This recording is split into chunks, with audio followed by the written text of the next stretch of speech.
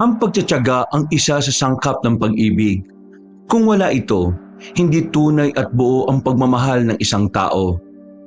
Sa tuwing may pinagdaraanan ako, palagi kong inaalala ang katagangyan na sinabi sa akin ng tatay ko noong nabubuhay pa siya.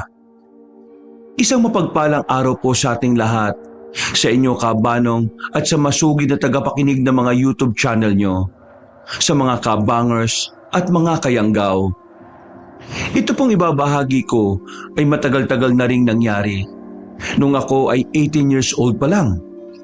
Hindi ko na lang sasabihin kung ilang taon na ako ngayon.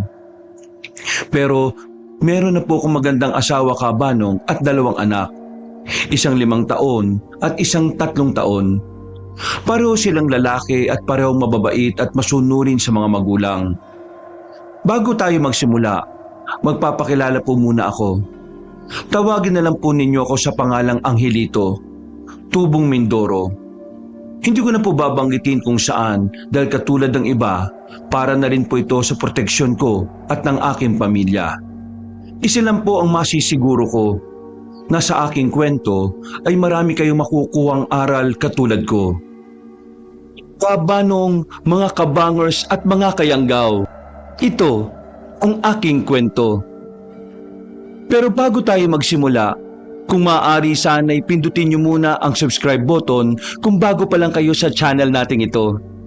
Pindutin niyo na rin ang notification bell para lagi po kayong nanonotify pag may mga bago tayong mga videos.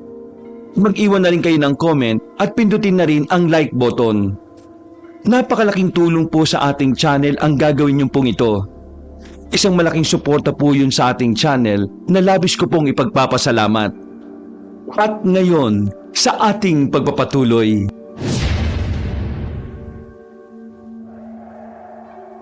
Ang 5 taong gulang pa lamang ako noon. Maniwala man kayo sa hindi, pero malinaw pa rin sa alaala ko ang gabing unang binago ang takbo ng aming buhay. Ako si Angelito, anak ni Panincio, na mas kilala sa baryong Sumilang bilang si Tatay Pani. Ang albularyong nilalapitan ng mga tao kapag may sakit na hindi maipaliwanag ng gamot o may pangyayaring ayaw sumunod sa lohika ng mundo. Madaling araw yon sa baryo Sumilang. Base sa pagkakatanda ko kabanong, ang hangin ay may kabigatan. Yung tipong parang may nakasabit na uno sa ulap kahit wala namang kulog o kidlat. Gising ako dahil sa tunog ng mga dahong nakikiskisan sa labas ng aming kubo. Sanay naman ako sa ganitong mga tunog dahil sa pagiging albularyo ni tatay. Hinubog na niya akong hindi matakot sa mga hindi pangkaraniwan. Ang sabi nga niya noon na sa lahat ng mga naninirahan dito sa mundo, tao ang mas may awtoridad kahit na kanino, kahit sa mga hindi nakikita. Dahil tayo ang nag-iisang nilalang ng may kapal na binigyan niya mismo ng buhay galing sa sarili niyang hininga. Mabalik po tayo sa kwento. Noong gabing yun, ay alam kong parang may kakaiba. At hindi nga po ako nagkamali kabanong. Dahil sa isang pagkurap ko lang po, ay may isang iyak na pilit sinasapawan ng dilim. Natatandaan ko pa, matapos kong marinig yun, ay tinawag ko ang tatay. Lumapit ako sa kanya habang inihila ang laylayan na kanyang damit. Sinasabi ko sa kanya na may naririnig akong iyak ng bata pero para siyang bingi. Alam kong gising siya noon dahil gumagalaw siya pagkatapos kong ugain ang kanyang katawan. Sige na anak, alam ko naman yung sinasabi mo dahil naririnig ko rin. Nakampante ako pagkaupo niya sa gilid ng banig. At pagkatapos ay umawak sa lumang rosaryo na may nakasukbit na anting-anting na yari sa buto ng hayop at pinato yung ugat ng halaman. Alam kong nagdarasal na siya o nag-uurasyon kaya tumabi ako sa kanya at nanahimik. Ilang saglit lang ay dahan-dahan kaming tumayo. Kinuha niya ang kanyang bag na laging puno ng kagamitang langis, asin at mga halamang gamot. Bago niya buksan ang pinto, ay gumuhit muna siya ng kakaibang simbolo sa sahig gamit ang abo mula sa maliit na garapon. Na kinuha niya rin sa bag, isang bilog na may 3 guhit sa loob ang ginawa niya. Noon ko palang napansin na tuwing may panganib, ginagawa niya yon. Pagbukas ng pinto ay sinalubong kami ng malamig na hangin at ng mas malakas na pag-iyak. Sa tapat mismo ng aming pintuan ay doon namin nakita na nakahiga ang isang sanggol. Uhayo ng uha, kaya naawa ako at muling hinila ang damit ni tatay.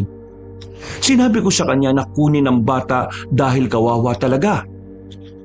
Alam ko anak, huwag kang mag-alala, kukunin natin ang sanggol. Nakapalot siya sa kupas na kumot na may bahid ng putik at dugo. Hindi dugo ng sugat, kundi dugong parang matagal nang nanunuot sa tela. Ang iyak niya ay hindi tulad ng ibang sanggol na narinig ko na. Hindi ko pa maintindihan noon pero ngayon alam ko na ang himig niya ay parabang nagugutom at nananabik sa kalinga ng isang nanay. Napatras ako nang maramdaman ko yon, Kabanong. Pero si Tatay Pani ay lumuhod kagad na parang matagal na niyang hinihintay ang sandaling yon. Patawarin nawa ng Diyos ang nag-iwan sa iyo, Rita. At patawarin nawa ako ng Diyos sa pagkupkup ko sa iyong kaawa-awang sanggol. Ganun na ganun talaga ang pagkakasabi niya dahil medyo may kalaliman si tatay. At kahit ako ay nabibilib din sa sarili ko dahil sa talas ng aking memorya. Naalala ko pa kasi ang lahat ng yon. Kahit nga yung mga pangyayari nung 3 taong gulang ako ay medyo natatandaan ko pa rin, Kabanong. Nang sandaling mahawakan ni tatay ang sanggol, bigla yung tumigil sa pag-iyak. Napangiti yun sa amin at kahit ako man din. Pero napansin ko ang mga mata niyang pagpikit nito. Ang talukap ay tila nanginginig. Parang may gustong lumabas doon na hindi ko rin alam kung ano. Dahil hindi ko pa naman naiintindihan masyado ang pangyayari, kaya hinayaan ko na lang din, Kabanong. Nang igalaw niya ang maliit niyang kamay ay nakita ko ang kakaibang marka sa pulso niya. Isang hugis kalahating buwan na tila inukit sa balat. Natanong ko tuloy si tatay tungkol doon at sa ukit na tato. Tinatanong mo kung sino siya, Angelito? Siya ang isang sanggol na iniwan sa pagitan ng liwanag at dilim. At kung pababayaan natin ay lalamunin siya ng kadiliman. Kaya simula ngayon, magiging kapatid mo na siya. Siya na si Bino. Isinilang na ngayon ang bunso mong kapatid. Hindi ko noon naintindihan ang ibig sabihin ni tatay pero masaya lang ako dahil magkakaroon na ako ng nakababatang kapatid. Kumalat nga kaagad ang balita sa Baryo Sumilang. May mga kapitbahay na nag-usisa, may mga nag-alay ng gatas. Ngunit mas marami ang pabulong na nagtatanong kung bakit may iniwang sanggol sa bahay namin. Si Aling Iska, na numero 1 tsismosa sa amin, ay sinasabi na hindi ordinaryong bata ang kapatid ko. Mabuti na lang ay matatag si Tatay Pani. Hindi niya napapansin ang pag-akusa ng mga tao. Nakafocus lang siya sa pagpapalaki sa amin ni Bino. At sa totoo lang, minahal ko talaga at itinuring siyang tunay na kapatid, hindi man sa dugo. Kabanong, ako po ang unang nag-alaga kay Bino, kasama namin siya sa kahit saan. Ako ang naghihele at nagbabantay sa tuwing lumalabas saglit ang tatay. Pero habang tumatagal, ay may napapansin akong kakaiba sa kanya. Sinabi ko yung kay tatay dahil madalas mamula ang mga mata niya, pero nawawala rin kaagad. Kapansin-pansin din na hindi siya dinadapuan ng sakit at madalas iwasan ng mga alaga naming hayop katulad ng manok, pusa, aso at kambing. Kung minsan pa nga, sa tuwing sasapit ang hating gabi, bigla akong nagigising at sa tuwing pagmamasdan ko si Bino, nakadilat lang siya at tahimik na nakatingin sa kisame na parabang may nakikita siyang hindi namin nakikita.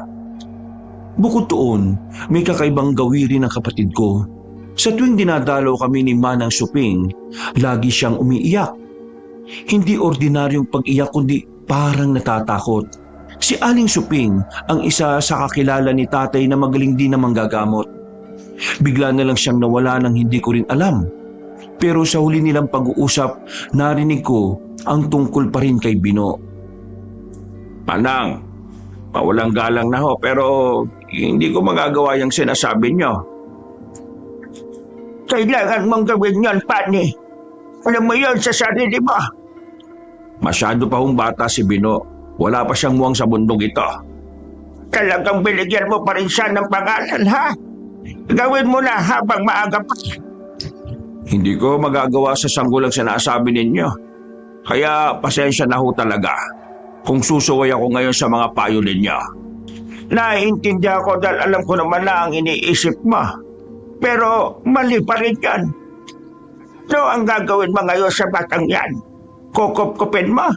Malalakihin at aari na sarili mong anak? Gano'n na nga ho. Kahihibang ka na talaga, Pani. Hindi ba natin nararamdaman siya ngayon? Pero alam natin pareho na may kakaiba sa sanggol na yon. Hindi siya... Alam ko ho yun. Pero itutuloy ko pa rin. Sigurado ho akong may dahilan ang kung sino mang nag-iwan sa kanya sa tapat ng bahay ko. Huwag mag-aalaga kay Bino. Magiging anak ko siya. Magiging bunso siyang kapatid ni Angelito. Ay, daka. Ewan ko sa yung tao ka. Hindi na talaga kita mapipigilan sa kagustuhan pa. Kaya nga ho, humihingi na ako ng paumanhin sa inyo ngayon pa lang, Manang Suping. Kung hindi ka na talaga magpapapigil, wala na akong magagawa. Pero tandaan mo ang araw na ito. Sa oras na dumating ang pagkakataon na magkaroon ng hindi magandang pangyayari, sinasabi ko na sa iyo, nung una ko palang kita sa sanggol na yon, hindi magandang hatid niya sa inyo ng tunay mong anak. Huwag niyo naman hong sabihin niyan sa isang sanggol na wala pang buwang sa mundong ito. Sa ngayon, wala pa siyang kamalayan sa paligid. Pero laganap na ang kadiliman sa enerhiya niya. Kapag nagkaisip na siya at lumaki, nakasisiguro ko na mas lalo yung lalakas. Huwag nawa dumating ang panahon na ikapahabak niyo ang pagkupkup sa sanggol na yan, lalo na kay Angelito. Maghinay-hinay ho kayo, Manang, sa mga sinasabi ninyo. Dahil baka naririnig kayo ni Angelito. Masensya na, Pani. Pero hindi mo rin ako mapipigilan sa gusto kong sabihin. At hindi basta-basta lang ang mga sinasabi ko sa iyo. Hindi ito para manakit ng damdamin mo o ano. Isa itong babala para sa iyo at sa iyong pamilya. Sige, kupin mo ang sanggol.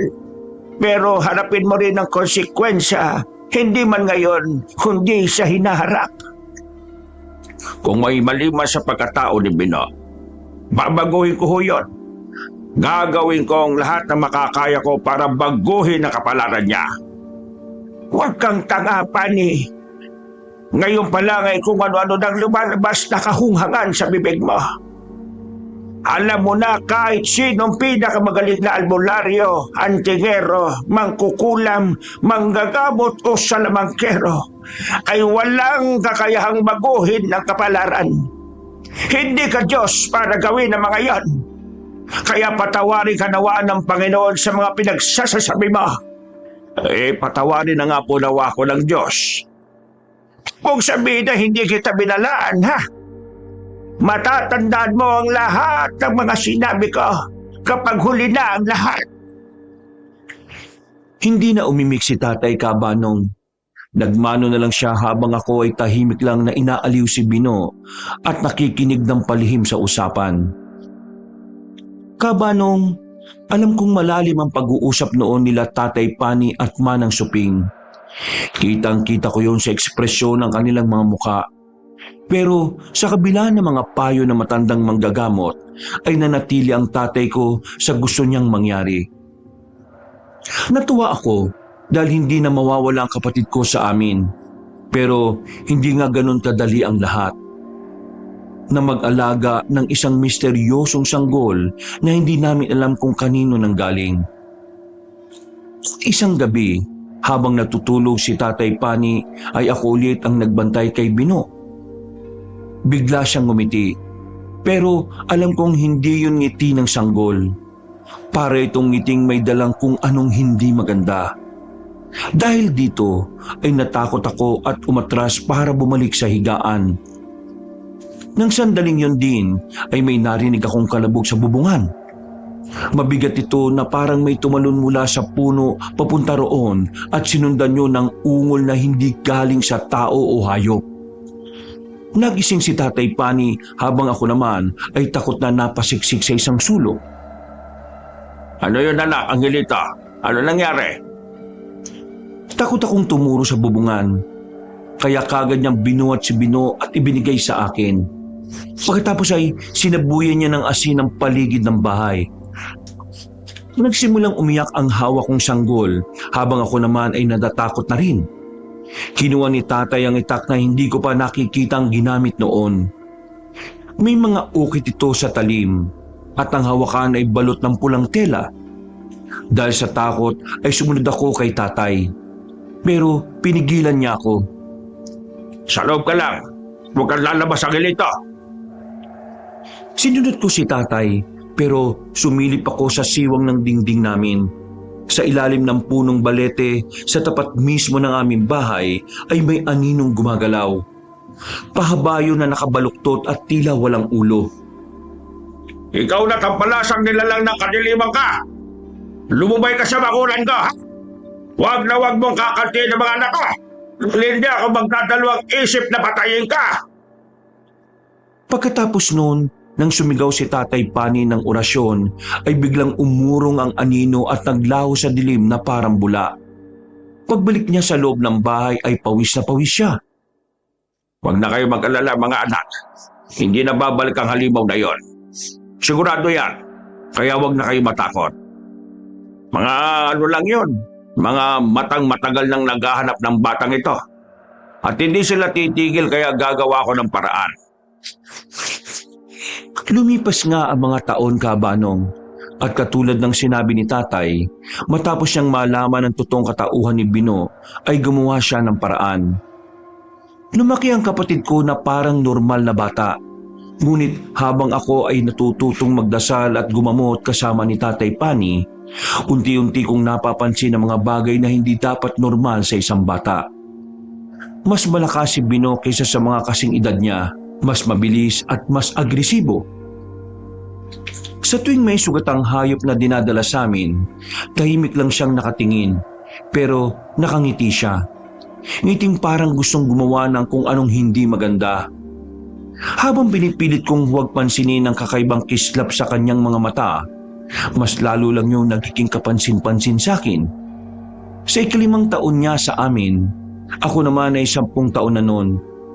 Isang gabi ng kabilugan ng buwan, nakita ko siyang nakatayo sa labas ng bahay. Wala siyang suot na kahit na anong panyapak. At sa kanyang anino ay may isang aninong gumagalaw ng hiwalay sa kanya. Doon nagsimulang mabuo ang takot sa aking dibdib. At doon ko na rin unang naisip, kahit bata pa ako, na ang sanggol na iniwan sa tapat ng aming pintuan ay hindi lamang pala basta iniwan lang. Sinadya siyang dalhin sa amin. Kung ano ang dahilan, hindi ko rin alam noong mga panahon na yon. Paano kung may isang bagay na natutunan ko sa paglaki sa piling ni Tatay Pani, yun ang katotohanang may mga sakit na hindi kayang pagalingin ng dasal. May mga sumpang hindi kayang patayin ng lakas ng loob lamang.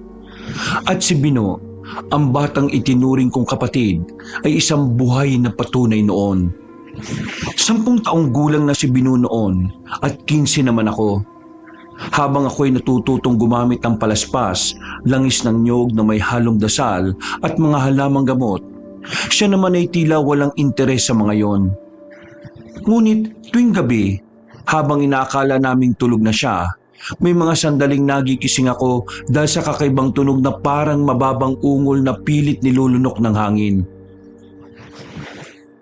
Isang gabi ng bagong buwan, nadatnang ko si Tatay Pani sa silong ng bahay na may inilatag na banig na puno ng simbolo.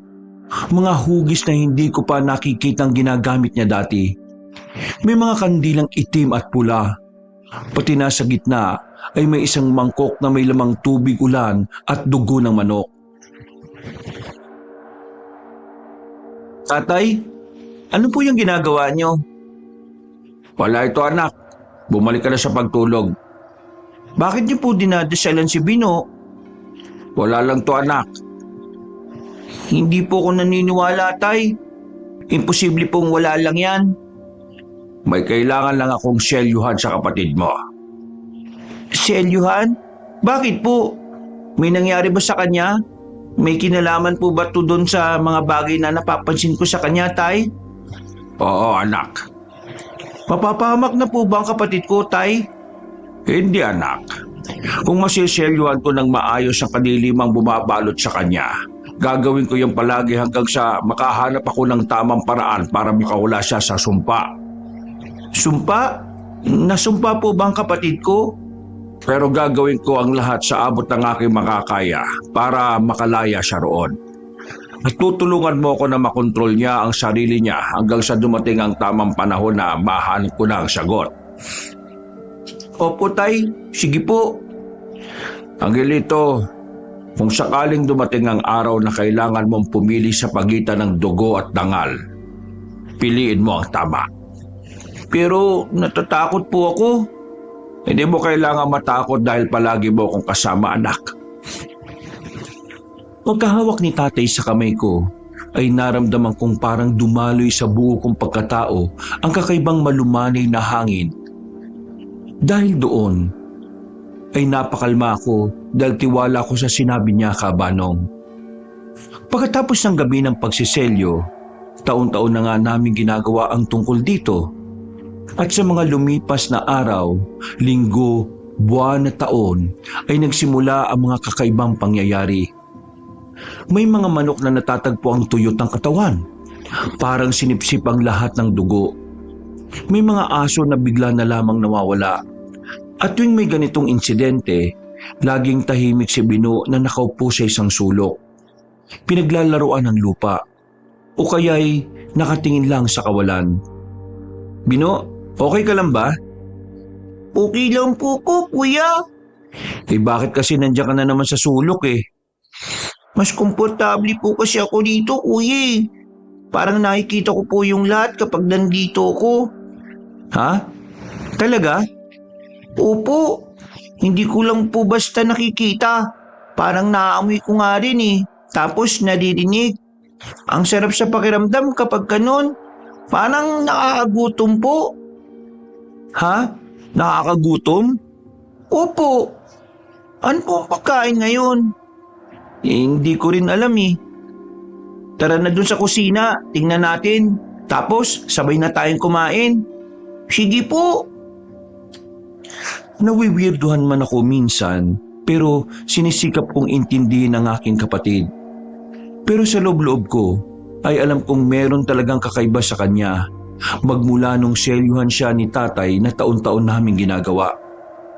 Sa mga sumunod pang araw, naging maayos naman ang mga pangyayari. Tipikal at walang aberya. Pero isang umaga ay dinala sa amin ni Aling Iska ang bangkay ng alaga niyang kambing. Si Mang Isko na kapatid niya ang may bitbit nito. Magandang araw po, Aling Iska. Gusto ko man din sabihin niya sa iyo, Angelito, pero anong maganda sa araw na ito? Nakita mo ba yung hawak ng Kuya Isko ko? Yung kambing namin nakita na namang patay. Nakakaulat na talaga ang buhay na to. Ano po ba nangyari? Alam mo, gwapo ka sana eh. May itsura. Pero medyo may pagkaano ka eh. No? Hindi na nga bale. Sa tingin mo ba pupunta ako dito at hahanapin ang tatay mo kung alam ko o alam namin ang nangyari sa kambing ka? Pasensya na po. Tatawagin ko lang po si tatay. Yan ang maganda mong magagawa, Angelito. Pakitawag na lang ang tatay mo, madali ka. Sige po.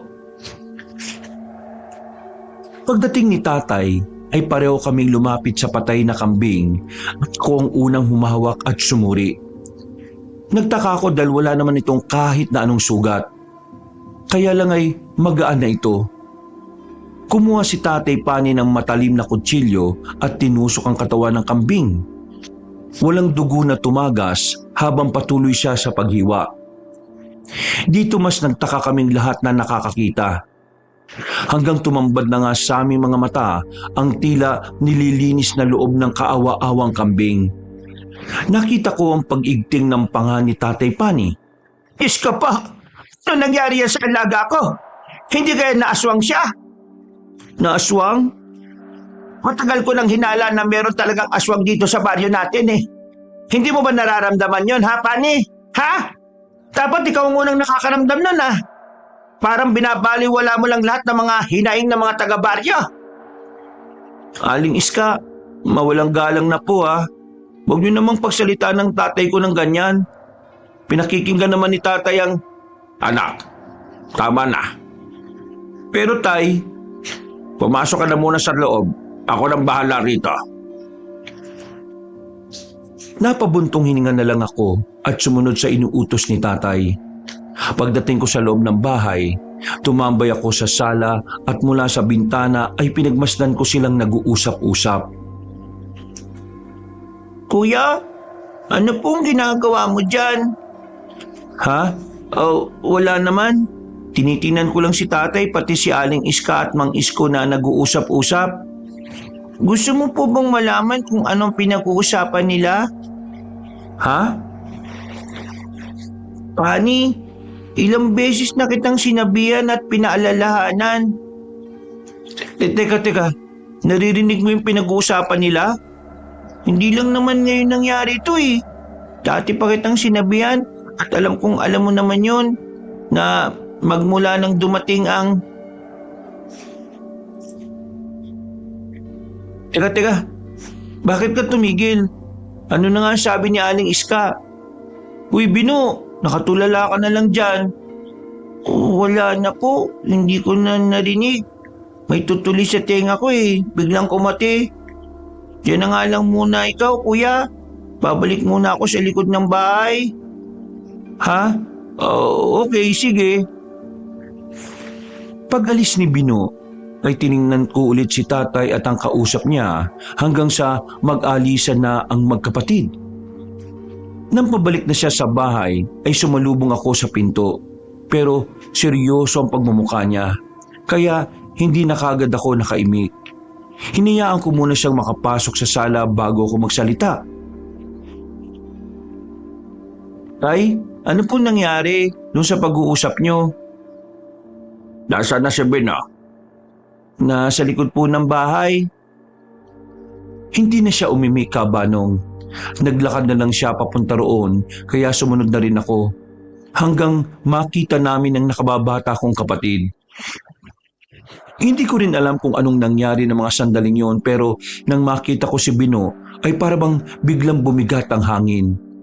Natigilan na lang ako at napatayo sa pintuan habang si tatay patuloy ang paglapit sa kanya. Tumingin lang siya sa amin at kumuway-kaway habang ngumingiti.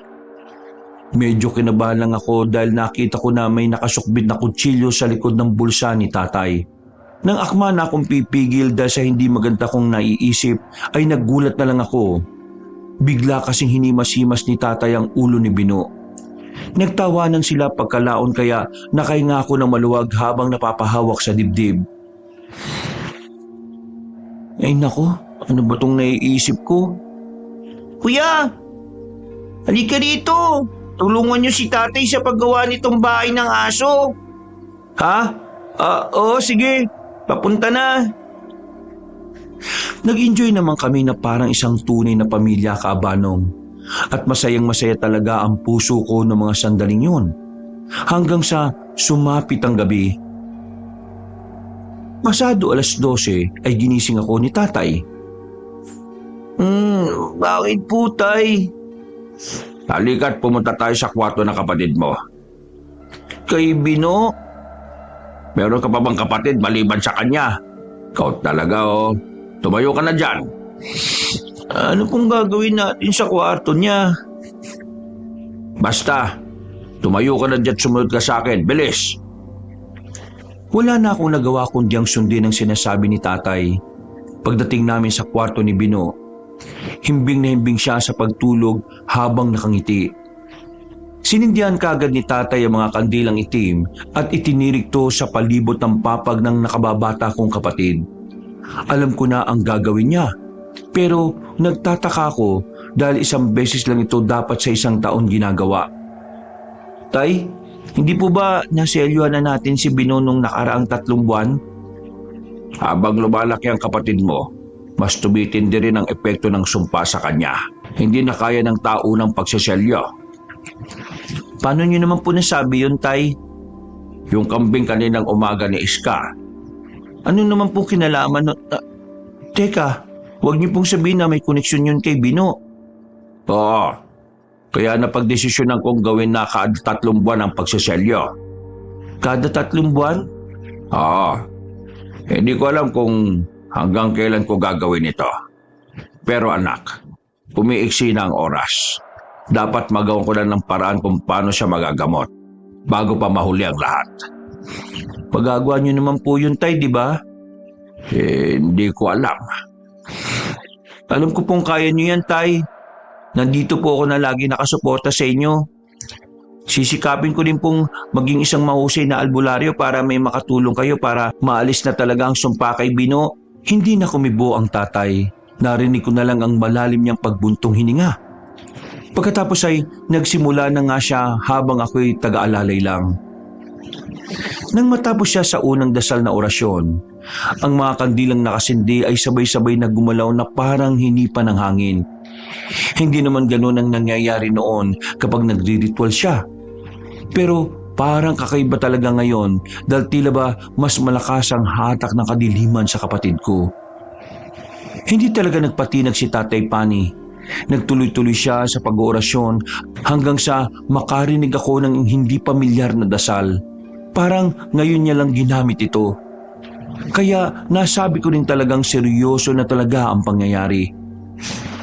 At katulad ng utos niya, sumabay lang ako sa mga sinasabi niya kahit ang totoo ay hindi ko yun naiintindihan. Hindi niya pa kasi naituro sa akin ang kahulugan ng bagong orasyon na narinig ko.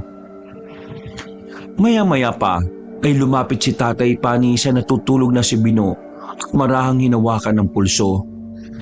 Doon kulit nakita ang tinatagong markang hugis kalahating buwan. Pero kumpara ng sanggol at bata pa si Bino, mas malinaw na ito ngayon at mas kumikinang sa pagkaitim. Bakit po masyado nang bumabakat ang marka ni Bino, Tay? Patunay na tumitindi ang sumpa sa kanya. Ano po ba talaga ang sumpa na tumama kay Bino, Tay? 5 taon pa lang noon, pero alam kong natatandaan mo pa yon dahil malinaw ang memorya mo. Noong bata pa si Bino, yung mga ilang buwan pa lang siyang nasa atin. Opo. Hindi ba may mga nilalang ng kadiliman na pumunta rito at itinaboy ka? Opo. Tandang-tanda ko po yun, Tay. Binabalikan na po ba siya ng mga yon? Yun po ang may gawa ng mga pagpatay ng mga hayop dito sa atin ngayon? Dahil po ba gusto na nilang bawiin ang kapatid ko? Hindi anak. Hindi nila babawiin si Bino. Wala sila rito at hindi nila intensyon na gambalain ang kapatid mo. Pero ano po, Tay? Sino po yung may gawa ng mga pagpatay ng mga hayop? Teka. Huwag niyo pong sabihin na kapatid ko yung may gawa nun. Oo anak. Dahil ang totoo ay hindi lang basta sumpang iginawad sa kanya. Ang sumpang tinutukoy ko ay ang pagiging dugong aswang. Po? Dugong aswang? May dugong aswang si Bino? Oo anak. Paano po kapag nalaman to ng mga taga-baryo sumilang, Tay? Ano pong gagawin nila kay Bino? Naku, natatakot po ako para sa kapatid ko.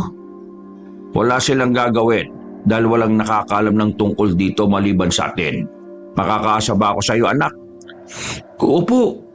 Pero kung sakali po, Tay, na malaman ng mga tao, katulad na lang ni Aling Iska at ng iba pa, hindi niyo naman po isusuko si Bino, di ba? Hindi niyo naman po gagawin yun sa kapatid ko. Pagtango ni Tatay ay para akong binuhusan ng malamig na tubig at saka ko lang napagtanto na mabigat na pala ang sitwasyon namin. Ang buong akala ko pa naman kasi ay matinding sumpalang kabanong ang tumama sa nakababata kong kapatid. Doon ko lang din naintindihan at napagtagni-tagni ang mga kakaibang ikinikilos noon at hanggang ngayon ni Bino. May kinalaman pala ito lahat sa pagiging dugong aswang niya. Hindi na ako umimik dahil nagpatuloy pa ang tatay sa pagdarasal. At ng gabing yun ay narinig ko ang mga orasyon niya. Mas mahaba, mas mabigat, at mas may mga salitang hindi ko pa naririnig noon. Nang matapos na kami ay sinabihan niya akong iligpit ang mga gamit. At habang ginagawa ko yun, Kabanong, ay malungkot kong pinagmamasdan si Bino na nahihimbing pa rin sa pagtulog. Hindi ko alam ang mararamdaman ko kung takot o awa. Pero nang ibabaw ang habag ko para kay Bino. Alam ko sa sarili ko na hindi niya ginusto na magkaroon ng dugong aswang. At kung sino man ang nag-iwan sa kanya sa tapat ng pinto ng bahay namin noon, ay hangarin din ng taong yon na mailigtas ang nakababata kong kapatid. Nang masalansan ko na ang mga ginamit ni tatay, kinumutan ko si Bino, saka marahang hinima sa ulo. Nung mga panahong binabangungot ka at sinasabi mong namumula mga mata mo, merong dugo ang mga kamay mo, totoo palang mga yon. Ang tinutukoy mo pala sa masamang panaginip na yun ikaw. Pero huwag kang mag-alala, kapatid ko. Magiging ayos din ang lahat. Pangako, Bino. Tutulungan ko si tatay at hindi kami titigil para makalaya ka sa pagkakaalipin ng pagiging dugong aswang. Kuya, ano po ang ginagawa mo sa kwarto ko? Wala. Sinisilip lang kita kasi baka binabangungutan na naman. Maganda po ang panaginip ko ngayon. Kasama ko kayo ni tatay. Tapos nagtatawanan tayo kasama ng bago kong aso dun sa ginawa kong bahay niya. Ha? Talaga? Opo. Nagising lang ako kasi iniyan ako ni Puti. Puti? Yun ba yung pangalan ng aso na hihingi natin bukas kay Aling Sandra? Opo. Hindi ba itim ang kulay ng asong yon? Opo. Pero ayaw ko po sa salitang itim. Kaya kahit may itim yung asong yon, puti pong itatawag ko kasi siya lang yung hayop na hindi ilag sa akin. Oo nga no. Pero sige, ikaw ang bahala dahil aso mo naman yun O sige na, matulog ka na. Matutulog na rin ako. Natutuwa ako at hindi ka nananaginip na masama. Pagpikit niya ay lumabas kagad ako ng pinto habang napapaisip. Yung aso nga kasing ligaw na yun nila Aling Sandra ang bukod tanging hayop na hindi ilag kay Bino. Hindi ko na lang masyadong inisip. Nagpunta na ako sa kwarto pero nang mapadaan ako sa dulong silid ay nakita kong nandun pa si tatay. Lumapit ako sa pintuan ng silid ritual. Nakita ko sa loob na nakaluhod si Tatay Pani. Ang pangalan ni Bino na nakaukit sa puting papel ay nakalatag sa gitna ng bilog na asin na tabo. May mga simbolo sa sahig na tila gumagalaw sa liwanag ng apoy. Patawarin niyo po ako, Bay Kapal. At tulungan niyo nawa ako na hindi mapabayaan si Bino. Nagsimula na siya sa pagriritual. Nang isawsaw ni Tatay Pani ang kanyang daliri sa mangkok ng dugo at tubig, biglang umlingaw-ngaw ang kakaibang tinig na hindi ko alam kung saan nanggaling. Isinara ko ang pinto at pumasok sa loob para hindi kumalat ang ingay sa buong bahay. Nagpatuloy ang tatay, pero nagpatuloy din ang nakakakilabot ng sigaw ng tila pinaghalo-halong boses. Para bang nag-aalburuto ang hangin at naramdaman kong umuga ang bahay. Ang mga kandila ay sabay-sabay na namatay at sa dilim ay may narinig kaming malalim na halakhak ng panunukso. Pagbalik ng mga sindi ng kandila ay kitang-kita ko ang imaheng itim na may mapupulang mga mata na nasa gitna ng papel kung saan nakasulat ang pangalan ni Bino. Hindi mo siya pag-akari, Ibularyo. Ha? Anong klaseng nilalang yan, Tay? Demonyo? Ulitin ko, hindi niyo pa siya pag-aari. Matutupad pa rin ang kagustuhan ng kadiliman. Nag-iwan siya ng malakas na halakhak na parang kumumot ng takot sa akin. Muling namatay ang mga kandila kaya napasigaw ko sa pagkasindak. Maya-maya pa nang biglang nagliyab muli ang mga kandila ay nagulat na lang kami nang makita si Bino sa isang sulok. Nakaupo siya at nakatingin sa amin. Itim na itim ang mga mata niya. Bino, Paano ko nakapasok dito? Tay, si Bino! Layuan mo siya, Angelito. Pero tay, lalapitan ko na po siya. Layuan mo ang kapatid mo. Tay, ano pong ginagawa niyo? Bakit niyo po ako tinutulak palabas, tay? Hindi mo dapat masaksiyan itong mangyayari, anak. Baka po, kung ano mangyari sa inyo ni Bino, papasukin niyo po ako. Huwag kang papasok, kahit ano mangyari. Wala na akong magawa kundi sundin ang sinasabi ni tatay. Minsan po talaga kaabanong may pagkakataon na gusto ko siyang suwayin pero malaki ang respeto at paggalang ko sa kanya. Dahil po alam ko na nasa katwiran ng lahat ng ginagawa niya. Naghintay ako roon habang patuloy na pinakikinggan ng mga nakakatakot na boses sa loob ng silid ritualan. Tumagal ang ritual hanggang umaga. Paglabas ni Tatay Pani ay para siyang tumanda ng 10 taon. Nanginginig ang kanyang mga kamay at ang kanyang mga mata ay puno ng takot at pagod. Hindi ko rin alam kung paano kabanong, pero ramdam na ramdam ko ang panghihina ni tatay. Kaya nilapitan ko siya at inakay hanggang sa upuan. Bumalik ako sa silid ritualan pero wala na roon si Bino. Nasaan na si Bino, tay? Hindi pisikal na katauhan ni Bino ang nakita mo kanina. Kung ganon, sino po yun? Ang sumpa. Ang sumpa? Kinalaban niyo po mismo ang sumpa? Oo, anak. Pero hindi ko siya malilinis. Nabigo pa rin akong iligtas si Bino. Ang dugo niya ay binana at hindi basa-basa ay sinumpa lamang. Huwag niyo pong sisihin ang sarili niyo, tay. Alam kong palagi niyong ginagawa ang makakaya niyo. Sigurado matatalo rin natin ang sumpa. Sa ngayon po sapat na ang pagsiselyo sa kanya. Nauubusan na tayo ng oras, anak. Hindi ko alam kung hanggang kailan ko siya mapipigilan pero gagawin ko pa rin ang makakaya ko. Kasama niyo po ako sa laban, tay.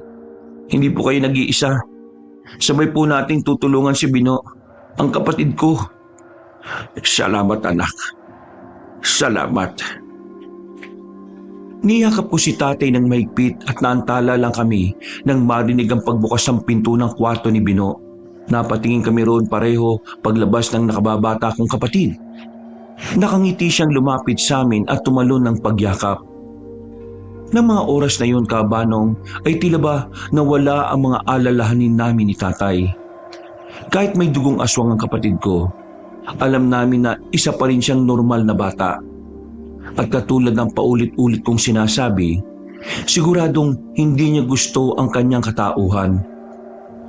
Kuya, pagkatapos mo pong sumilip sa kwarto ko, dinalo po ako ulit ng masamang panaginip. Pero nakita ko po bigla si tatay. Ha? Talaga? Opo.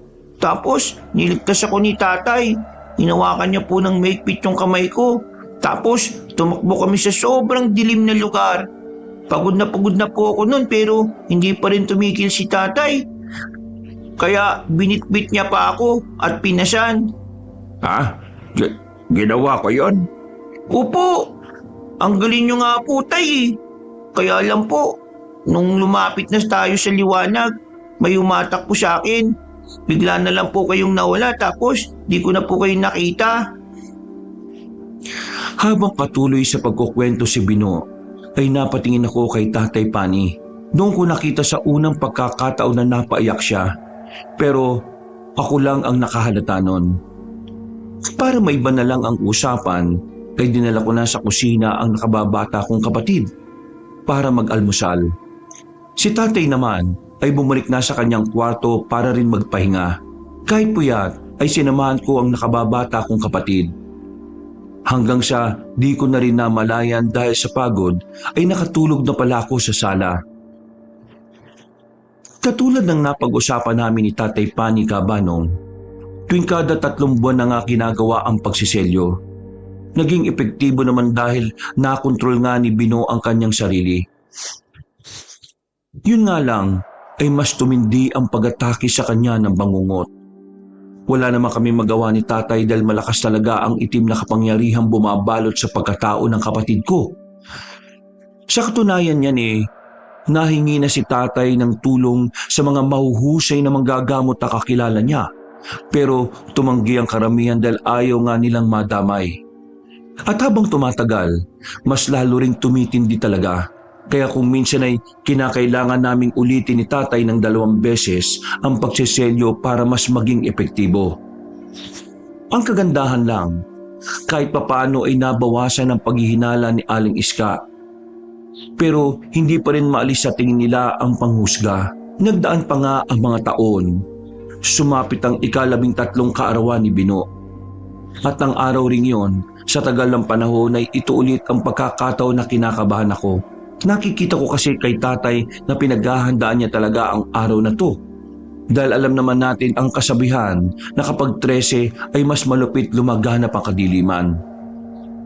18 taong gulang na ako at sapat na ang kaalaman ko pagdating sa pag-aalbularyo. Pero alam ko rin na marami pa akong dapat matutunan.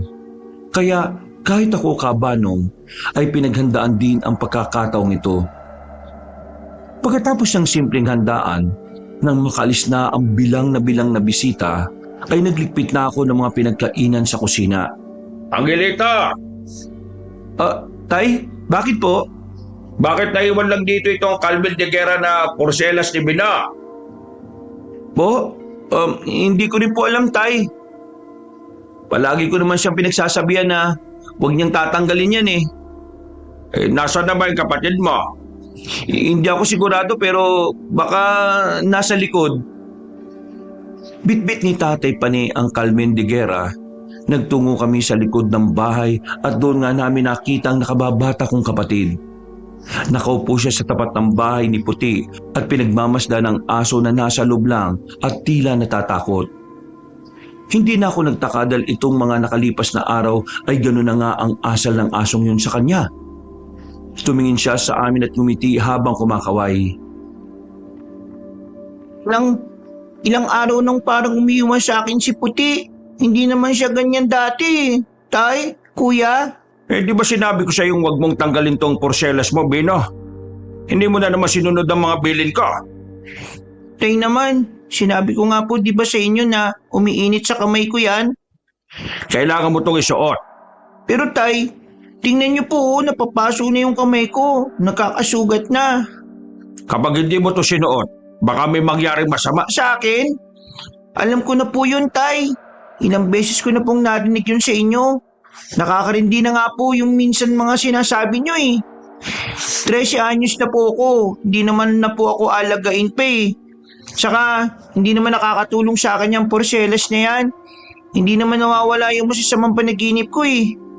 Itong si Puti, natatakot na rin sa akin. Kaya ano pa pong saysay para suotin ko yan? Suotin mo sabi. Ayoko nga po. Nagulat ako dahil sa unang pagkakataon ay pareho kong nakita na magalit si Tatay Pani at si Bino. Pinilit nga ni tatay na isuot ang Carmen de Guerra habang si Bino ay nanlalaban. Hanggang sa mapansin ko na unti-unti nang parang namumula mga mata ng nakababata kong kapatid. Mas lalo ko ring narinig ang malakas na pag-ungot ni Puti na parang takot na ng husto. Kaya namagitan na ako sa kanilang dalawa. Kahit ang totoo ay medyo natatakot na rin ako sa kung anong po pwedeng mangyari. Tama na yan, Tay! Bino! Pareho silang napaatras habang ako naman ay hawak-hawak ang Carmen de Guerra. Nakahinga ako ng maluwag kahit papaano dahil nanumbalik na sa normal ang mga mata ng nakababata kong kapatid. Si tatay naman ay tila humihingal pa rin at pilit na ikinakalma ang sarili. Hindi nyo kailangan magpatayan para dyan. Tay, relax lang po.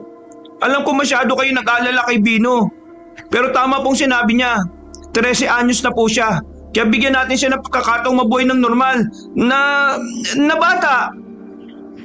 Makakampante lang ako kapag sinuot niya ang Carmen de Guerra. Tapos gawin na niya ang gusto niya. Narinig mo yun, Tol?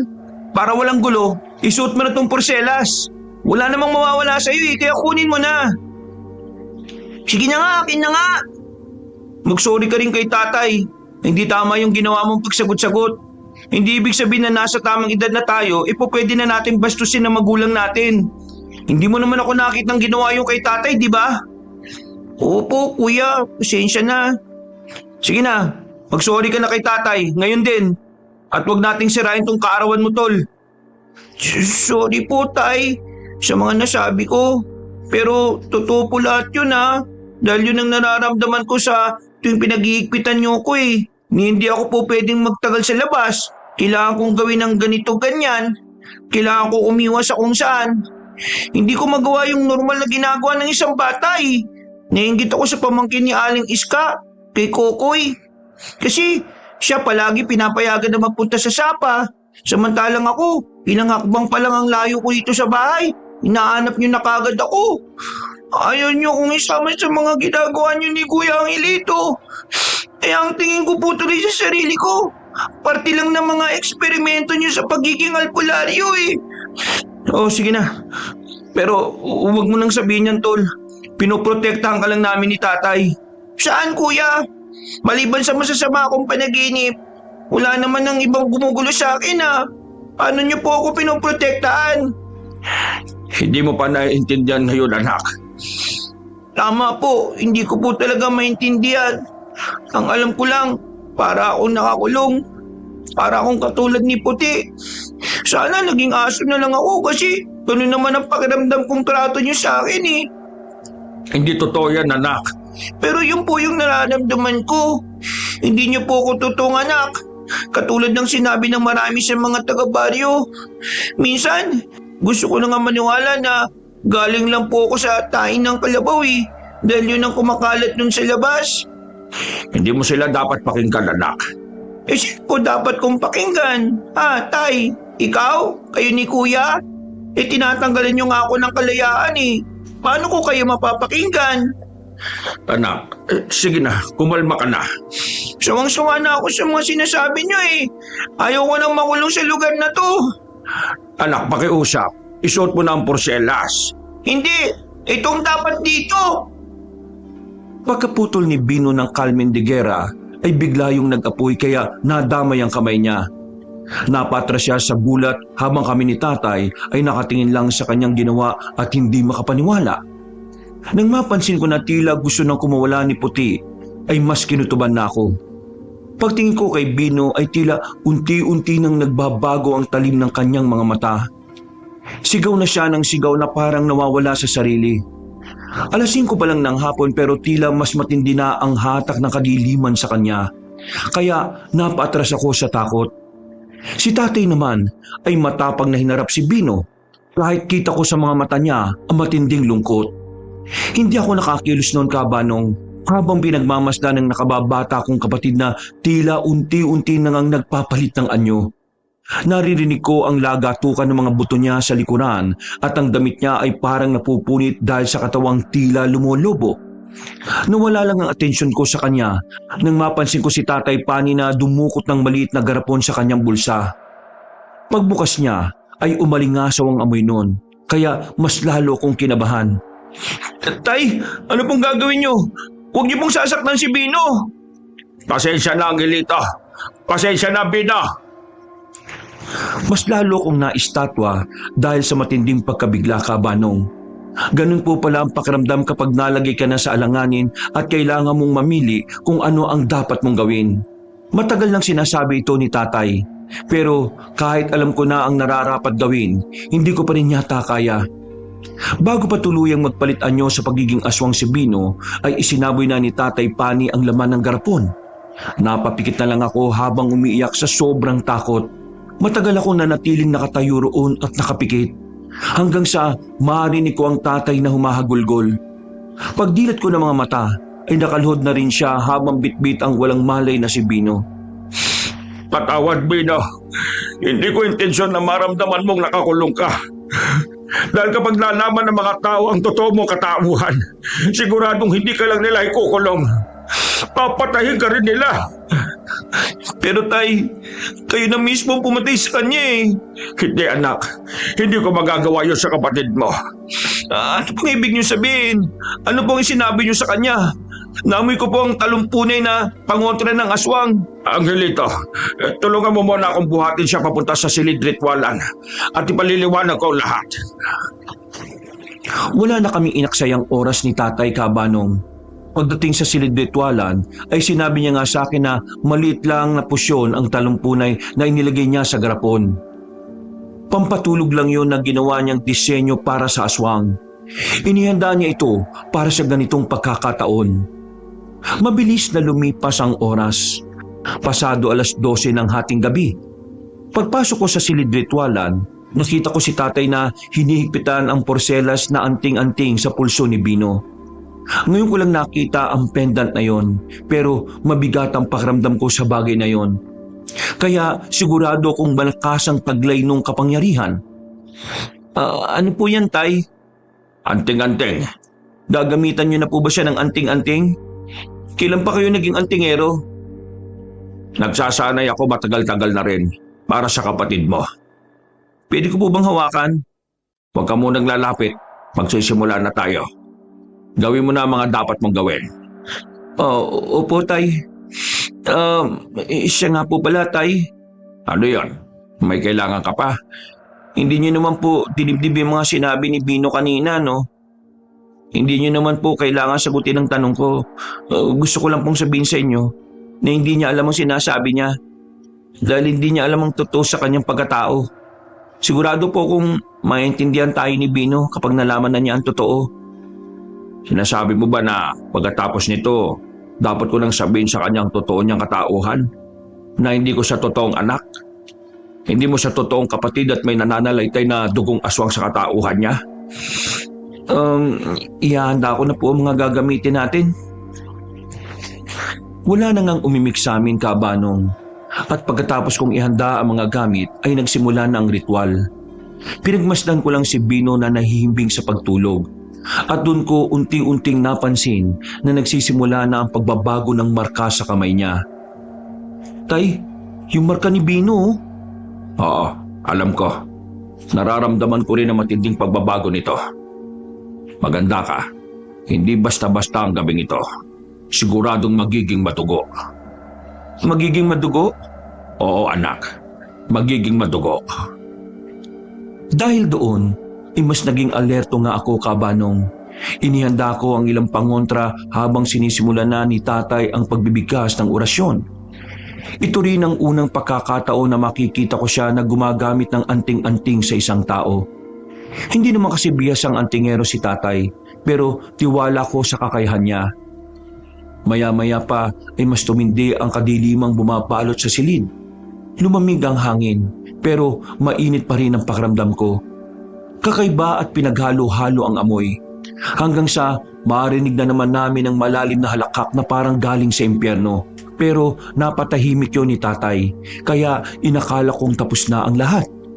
Pero nagkamali ako, dahil nagsisimula pa lang pala ang laban.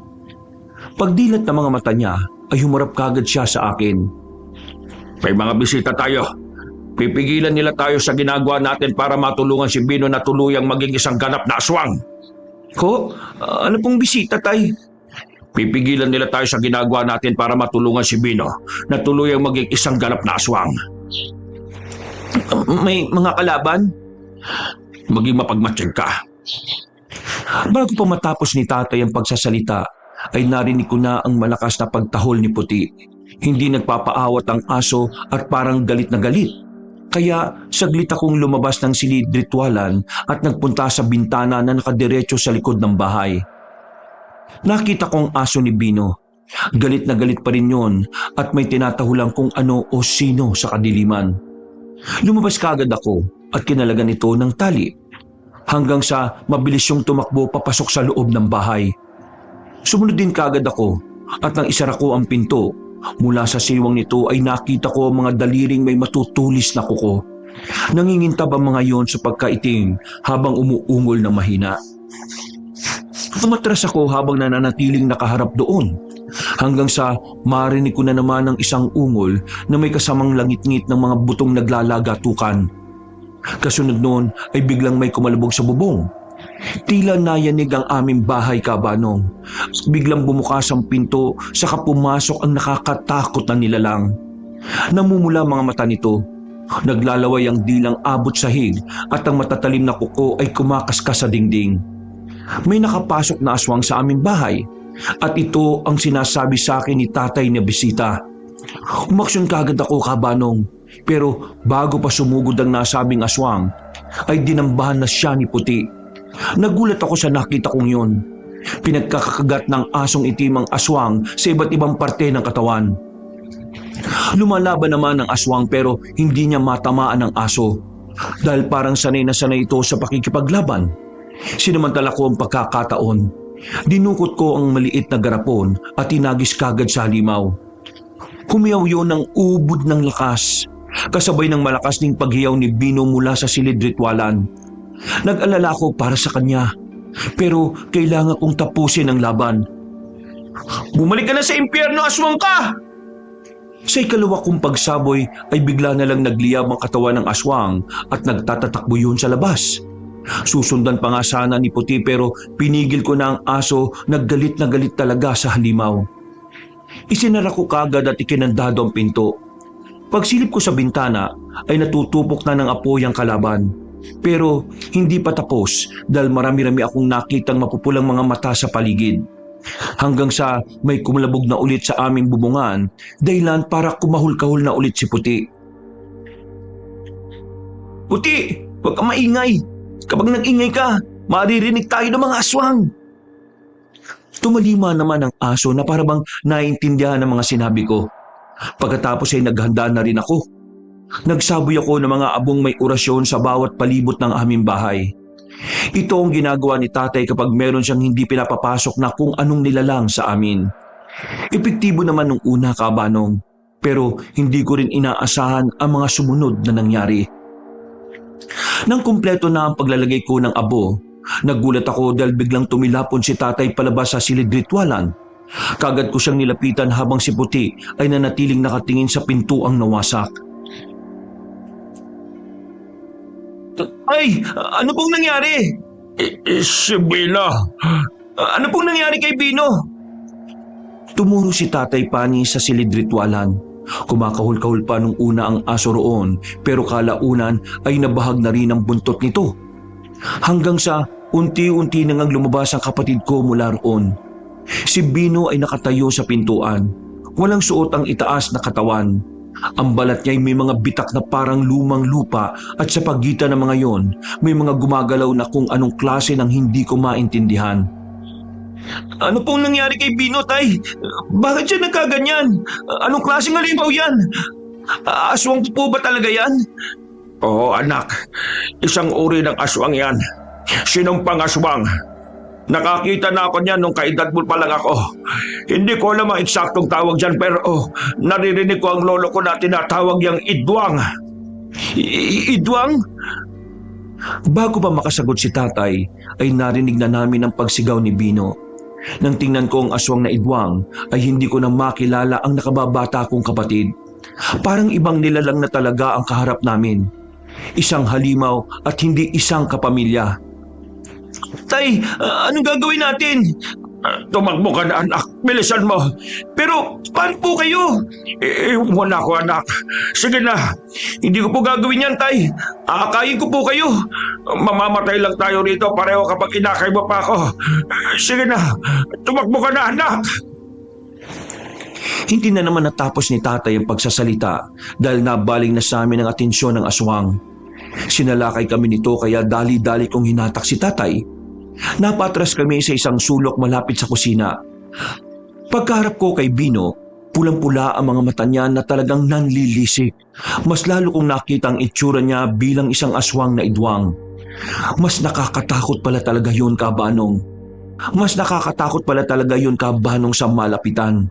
Dahil yung bitak-bitak na katawan niya ay parang may kung anong kumikislot-kislot.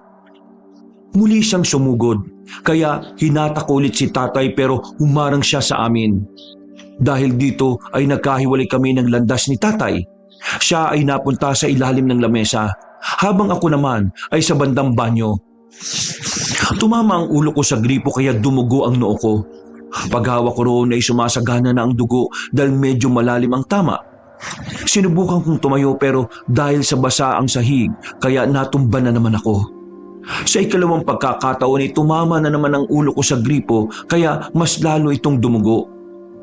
Mahilo-hilo ako, Kabanong. Pero sinikap kong makatayo pa rin dahil inaalala ko ang tatay.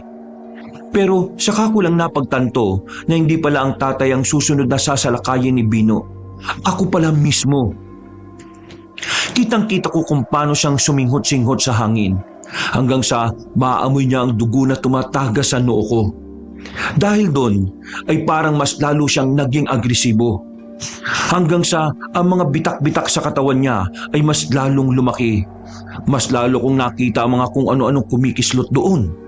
At nanlaki ang mga mata ko matapos malaman kung ano ang mga yon. Halos masuk-asuka rin ako dahil sa matinding lansa at baho ng amoy na pinagsama-sama mula sa mahahabang nilalang na gumagapang palabas sa bitak-bitak na katawan ni Bino. Para yung mga alupihan pero mas malalaki at mas matataba. Sobrang baho talaga, Kabanong, at talagang nakakatakot ang itsura. Mga alam, sipsipin niyo po yan. Pasukin niyo ang buong katawan niya at sairin ang buong niyang laman loob mula sa Mas lalong nanlaki ang mga mata ko dahil sa matinding takot. Alam ko kasi sa sarili ko ng mga oras na yun, Kabanong, nakatapusan ko na. Kumakap-kap-kap pa ako sa bulsa pero wala na pala roon ang mga pangontrang panaboy sa aswang. Nahulog at gumulong pala malapit sa inidoro. Sinikap kong gumapang para abutin yun hanggang sa maramdaman kong isa sa mga malaalupihang nilalang na gumagapang nasa paa ko. Pagkaabot ko ng maliit na garapon ay dali-dali ko itong binuksan at sinaboy sa nasabing nilalang. Kumislot-kislot yun at nahulog sa binti ko. Saka umapoy. Ganun na rin ang ginawa ko sa iba pa. Wala na akong alam kung may matamaan ako o wala. Basta saboy lang ako ng saboy. Nakita kong napatras si Bino, kaya lumakas ang loob ko. Pero alam kong hindi siya basta-basta natinag sa ginawa ko. Galit na galit siya at parang mas lalo pang naging mabalasik ang mga tingin niya. Nang magkakasunod na umapoy ang malaalupihang nilalang ay biglang nagsisisigaw ang aswang na Idwang na parang siya ang nasasaktan sa nangyayari. Wisit ka! Wisit ka! Anong ginawa mo sa mga alaga ko? Pinatay mo sila! Pinatay mo sila! Umanda ka sa akin! Sinamantala ko na ang pagkakataon. Kahit duguan ang noo at mahilo-hilo, Kabanong, ay lakas loob akong lumabas ng banyo at umiwas sa nagwawalang si Bino. Hinanap ko si Tatay Pani sa ilalim ng lamesa pero wala na siya roon. Hindi ko alam kung matutuwa ba ako o hindi. Pero ang alam ko lang ay hindi pa kami ligtas. Bukod kasi sa kasagupa naming aswang na Idwang na si Bino, meron pang mga kalaban sa labas na kanina pa naghihintay sa amin. Ay, nasaan ka? Nandito ako, anak. Nakahinga ako ng maluwag pagkakita sa kanya sa silid-ritwalan. Nakatayo siya roon at bitbit ang ibang gamit na panlaban sa mga aswang. Naroon din ang anting-anting na ginamit kay Bino, pero durug-durug na ito. Paglabas niya ay inabot niya sa akin ang bag at kumalansing yon dahil sa mga garapon. Inakay ko kagad sa palabas habang si Bino ay patuloy pa rin na nagwawala dahil sa sakit ng pagkasunog. Pero pagbukas namin ng pinto ay tumambad kagad sa paningin namin ni Tatay ang iba pang aswang. Sinabuyang kagad ito ni Tatay ng pangontra. Nang matamaan sa muka ay napaatrasyon at biglang nasunog. Wala na kaming sinayang pang oras. Habang hindi pa nakafocus ang atensyon sa amin ni Bino, lumabas na kami ng bakuran. Pero may mga aswang pa rin na mga sumunod. Hindi nga namin napansin ang isa na patalon sa amin. Mabuti na lang ay kumahol si Puti at muling sinunggaban ng aswang. Nagpambuno sila pero nanalo ang aso namin. Pagkatapos ay sinabuyan na kagad ni Tatay ng pangontra ang aswang hanggang sa masunog ito. Nang makalabas na kami ng gate ay biglang kumalampag ang pinto sa bahay. Napalingon kami roon at nakita namin na nabuwal. Mula roon ay tumindig si Bino. Umuusok ang katawan niya at galit na galit talaga.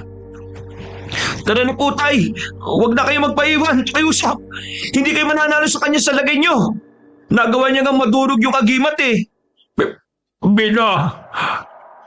Nang marinig ko yun kay Tatay, naghalo ang awa at pag-aalala ko sa kanya. Kahit ako man ay hindi gusto itong mga nangyayari. Pero wala kaming magawa pareho kundi makipagsagupa sa kapatid kong nilamon na ng pagiging halimaw. Inakay ko si tatay palayo pero narinig pa naming sumisigaw si Bino. Sigaw na parang nagtatawag ng iba pang uri ng aswang na sumalakay sa amin kanina. Bago siya tuluyang mawala sa paningin namin, bago kami lumiko sa kabilang iskinita ay narinig ko pa siyang nagsalita ng malakas. Hindi niyo ako matatakasan. Mamamatay kayong lahat ng kabito. Kayong lahat dito sa baryo. Wala akong ititira kahit na isa. Alam kong narinig din yun ni tatay kaya mas lalo kong naawa para sa kanya. Katulad ko kasi, mahal na mahal niya rin talaga si Bino. Itinuring talaga namin siyang kadugo at parang tunay na amin. Pero wala na talaga kaming magagawa dahil nabigo kaming makontrol ang selyo. Sinundan namin si Puti kung saan pupunta.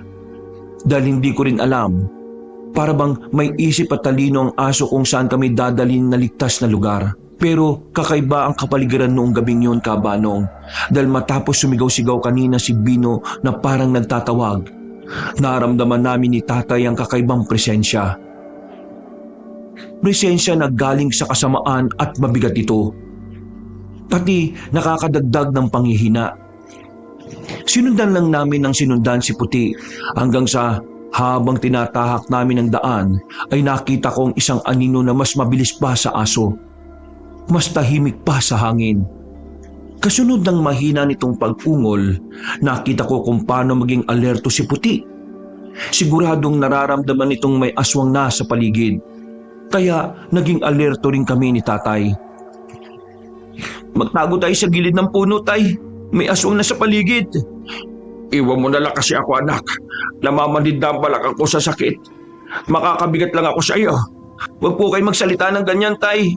Si Bino, hindi ko nailigtas sa kapatid mo. Nilamon na siya ng sumpang yon.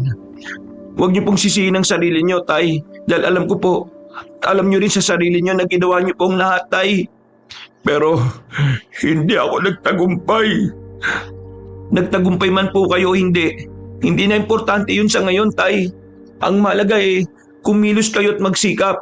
Kaya huwag niyo na pong sasabihin na magpapaiwan kayo dito. Dahil hindi ko po kayo iiwan kahit anong mangyari. Papatayin tayo ni Bino, ang kapatid po.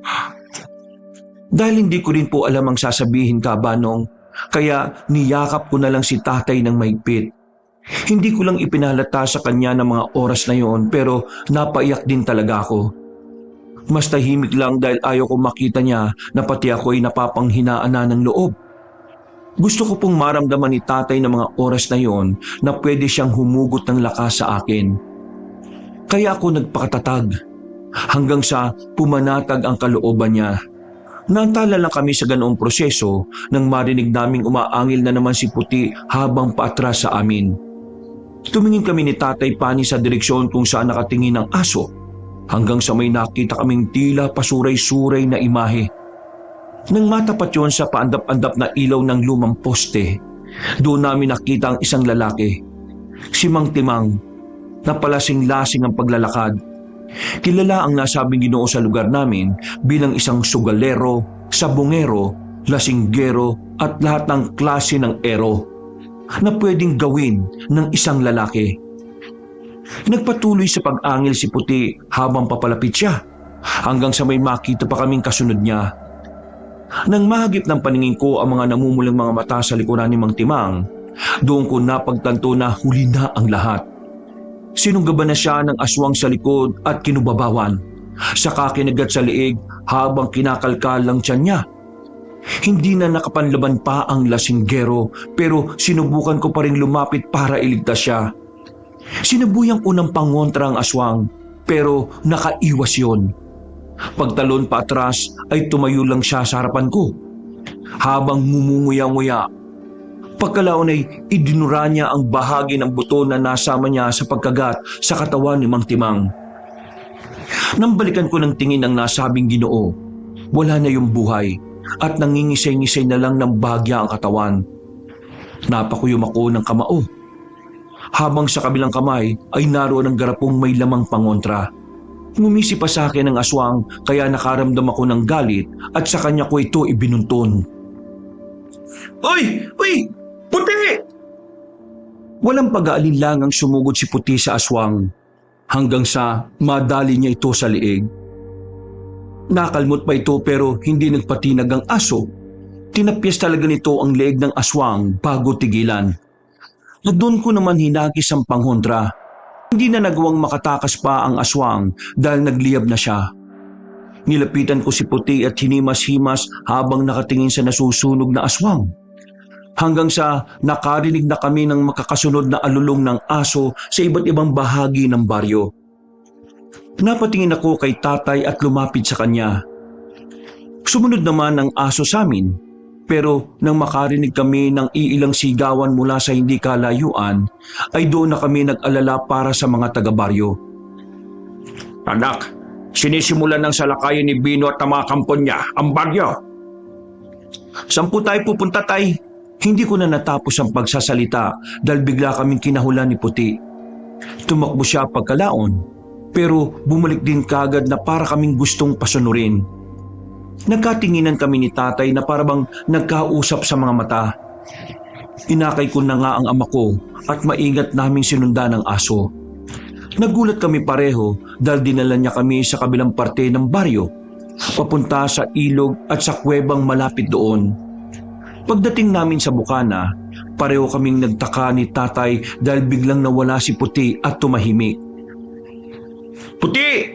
Nasaan ka na? Anak, bumalik na tayo sa baryo. Kailangan natin mapigilan si Bino bago pa siya makapatay ng marami ron. Saka na natin balikan yung aso. Pero tay, nangihina ka na. Hindi ba namamanhid na yung baywang mo? Hindi ko rin kakayanin kapag bumalik tayo ron. Kaya maiwan na lang po kayo rito. Ako nang hahanap kay Bino at tutulong sa mga taga-baryo. Pipigilan ko ang kapatid ko sa abot na makakaya ko, tay. Baka mapahamak ka. Wala kang tunay na karanasan sa pakikipagsagupa sa mga aswang. Pasensya na po kung medyo sarkastiko tong sasabihin ko. Hindi naman talaga tayo maharap sa mga aswang dahil hindi naman tayo mga antingero. Pero ang gusto ko lang pong sabihin sa inyo na mag-iingat po ako. Huwag niyo na po akong alalahanin. Nag-aalala talaga ako sa iyo, anak. Akala ko ba gagawin mo ang lahat para hindi mangyari ang ganito, ha, Pani? Manang Suping, kayo po ba yan? Angelita. Ako nga ito, iho. Ang laki-laki mo na. Binatang-binata ka na talaga. Salamat po. Kayo po parang hindi po tumatanda. Parang ganyan pa rin po ang itsura nyo nung huli ko kayo makita. Yan ang sikreto kapag naniniraan ka lang sa madilim na kuweba. Matagal po kayong nakatira rito? Pero ano pong ginagawa nyo rito? Teka, bakit kasama nyo po si Puti? Alaga ko ang asong ito na si Bughaw. Puti pa lang ipinangalan niyo, ha? Bughaw? Sinadya kong iligaw siya sa baryo para makapagmatsyag hanggang sa mapadpad siya sa bahay ni Aling Sandra. Niloob din talaga ng kapalaran na mapunta siya sa inyo nang sa ganun makatulong sa ganitong sitwasyon. Kaya po pala matalino ang aso. Ngayon, Pani, sabi mo sa akin ngayon na mali ako sa mga sinabi ko sa iyo noon. Gusto niyo ba akong sisihin, Manang Suping? Tatanggapin ko ho yun. Pero hindi ko pinagsisisihan na kinupkop, binihisan at kinalinga ko si Bino. Nakatatak na yun sa puso ko, niyang Hilito. At alam kong ganun din sa anak kong si Bino. Anak, talagang pinanindigan mo na ang pagtawag na anak sa idwang na yon. Manang, dahil totoong itinuring ko siyang tunay kong anak. At itinuring din siyang tunay na kapatid ni Angelito. Pero hindi pa rin maalis na siya ang magiging dahilan ng kapamakan ng mga tao sa baryong ito. Asa ba? Pero hindi pa rin maalis na siya ang magiging dahilan ng kapahamakan ng mga tao sa baryo. Alam ko ho yan. Kaya ginagawa ko na ng paraan. Paraan? Sa lagay mong yan? Paano mo ngayon gagawa ng paraan tong nangyayari? Hindi ko pa alam. Pero iisip ako. May liligtas ko ang baryo at ang anak ko. Huwag ka magtanga-tangahan na naman, Pani. Hindi mo siya anak. Hindi mo anak ang halimaw na yan. Huwag niyong tawagin halimaw si Bino o Idwang o Aswang. Hindi aswang si Bino. Hindi aswang ang anak ko.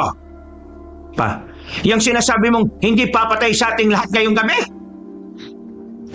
Mawalang galang na po, Tay. Manang, alam kong mali ang makisagot sa usapan ng mga nakatatanda. Pero pwede po bang saka nyo na pagtalunan ng tungkol dyan? Malamang po sa mga oras na to nakakagulo na sa baryo. Bago kami dalhin dito ni Puti o ni Bughaw, nakakarinig na kami ng mga sigawan At napatay mismo ng aswang sa harap namin ni Tatay ang lasinggerong si Mang Timang. Habang nagpapalit po kayo ng mga pananaw sa buhay nyo at kung sino ang totoong tama, malamang inuubos na naman ng mga aswang yung mga nandun sa baryo. Kaya mawalang galang na po Magtulungan na lang po muna tayo. O kung ayaw nyo, ako na lang munang aalis papunta ron. Aswang po ba yun? Napatingin kaming lahat sa direksyong itinuro ko.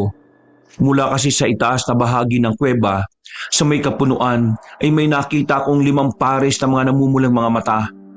Napansin ko rin na nagsimulang umangil si Puti o Bughaw o kung anumang pangalan talaga ng aso na malayo naman sa kulay niya.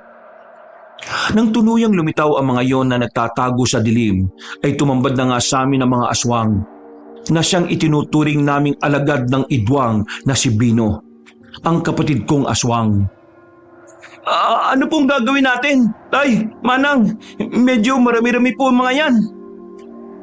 Bago ko pa matapos ang aking sinasabi, ay nauna nang sumugod ang aso.